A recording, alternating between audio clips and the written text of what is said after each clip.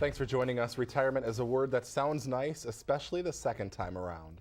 District 11 Superintendent Dennis Carlson will retire for good at the end of this month. He first retired from the district back in 2008, but the lure of a vacancy for the superintendent's job brought him back 6 months later, which became a permanent position for the next 5 years.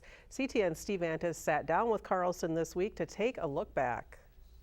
This is a light, but I like that. Giving his thoughts on poster design is one of the joys of being superintendent. Denny Carlson's right brain thinking has taken him far over the past 40 years. He started out as an art teacher and worked his way to the top using more and more of his left brain. In this series of years, last 5 years, have been challenging beyond belief.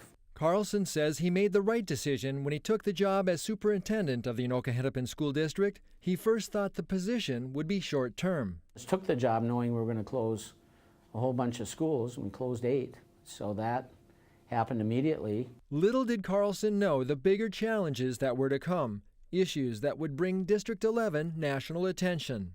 What was your worst moment as superintendent?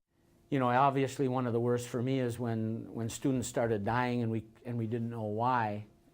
That time period, and it wasn't, you know, more than a week or 2 or 3, because as soon as that started happening, I got out into the buildings and started dialogues that have now lasted 5 years. The media put a spotlight on gay issues and bullying in District 11.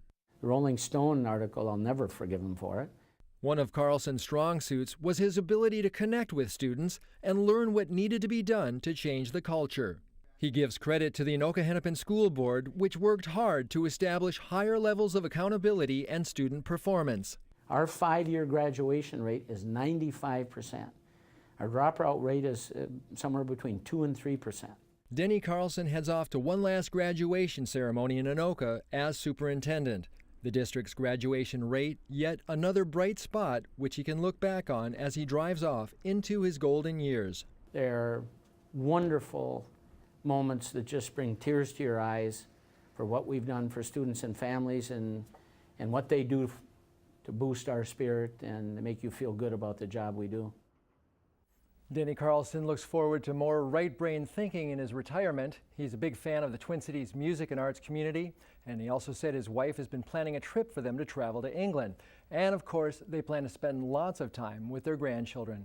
Stephen Karen, great man. Definitely a great man to work with, and he's certainly going to be missed. Thank you, Steve. Thanks.